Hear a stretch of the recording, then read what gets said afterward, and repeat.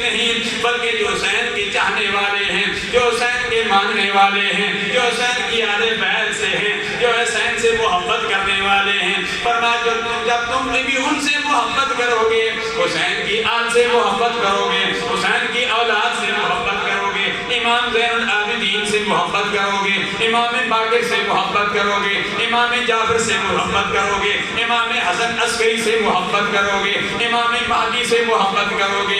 فرمایا ان امام نقی سے محبت کرو گے، امام تقی سے محبت کرو گے، ان 12 اماموں سے محبت کرو گے، امام حسین سے محبت کرو گے، امام حسین کے ابو علی المرتضی شیر خدا سے محبت کرو گے۔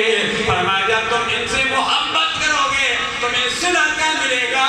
مَمَّا تَعَلَىٰ حُبِّ آلِ مُحَمَّدٍ صلی اللہ علیہ وسلم مَاتَ شہیدًا۔